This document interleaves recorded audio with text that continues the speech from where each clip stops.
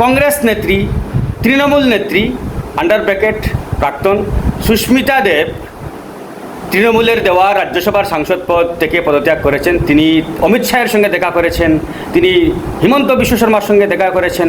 শোনা যাচ্ছে যে হিমন্ত বিশ্ব শর্মা দিল্লি গিয়েছিলেন, সেখানে গিয়ে অমিত শাহের সঙ্গে সুস্মিতা দেবের সাক্ষাৎ করিয়ে দিয়েছেন বা তিনি ছিলেন ওখানে, এরকম কথা শোনা যাচ্ছে। এবার তিনি আনুষ্ঠানিকভাবে বিজেপিতে যোগদান করবেন, এটা এখন সময়ের অপেক্ষা মাত্র।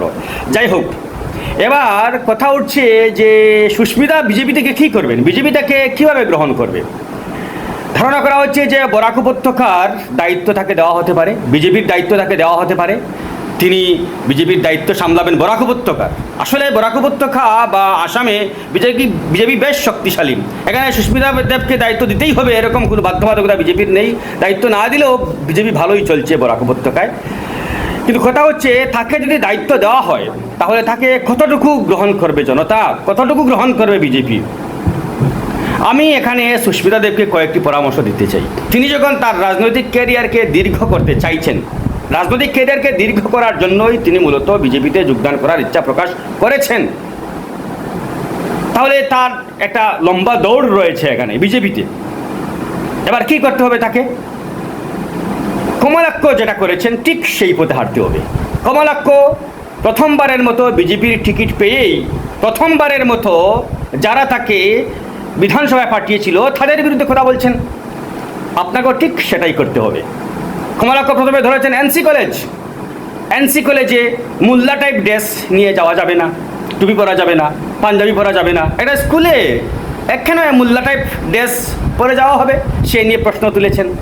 অথচ কমলাক্ষ দেব পুরকায়স্থ প্রথমবারের মতো তাদের বুটেই তিনি বিধানসভায় পা রেখেছিলেন।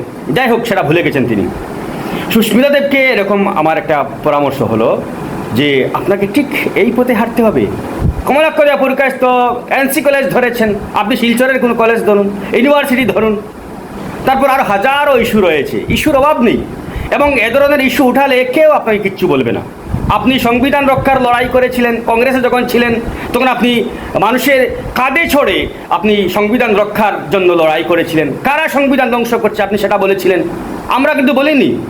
বা এই ভিডিও আমি দাবি করছি না যে কারা সংবিধান ধ্বংস করছে, আপনি রক্ষা করার কথা বলছেন। তো রক্ষা করার কথা বলে নিশ্চয়ই কেউ না কেউ সংবিধান ধ্বংস করছে, আপনি তাদের বিরুদ্ধে কথা বলেছেন। এবার আপনি যাচ্ছেটা বলতে পারেন। এবার যে কোনো ইস্যুর হাজারো ইস্যু রয়েছে, ওই যে যাদের বিরুদ্ধে কথা বলবেন আপনি তাদের নিয়ে হাজার ইস্যু রয়েছে। শুক্রবারের রয়েছে, রমজান শরীফের মাস রয়েছে, তারপর অন্যান্য কলেজ রয়েছে, ইউনিভার্সিটিজ রয়েছে। ছাত্রীরা হিজাব পরে যেতে পারবে না, এটা তুলুন, এটা তোলা যেতে পারে। এটা গরম একটা ইস্যু, কিন্তু এরা কেন হিজাব পরে যায়, মাথায় কেন স্কার্ফ পরে।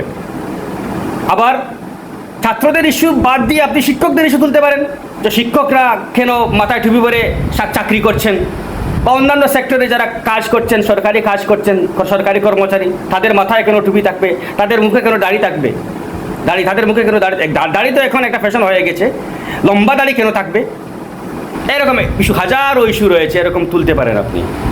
এটা আমার পক্ষ থেকে আপনার প্রতি একটা পরামর্শ। আপনি এই রাস্তায় চলুন, দেখবেন আপনার রাজনৈতিক ক্যারিয়ার তরতর গতিতে এগিয়ে চলেছে।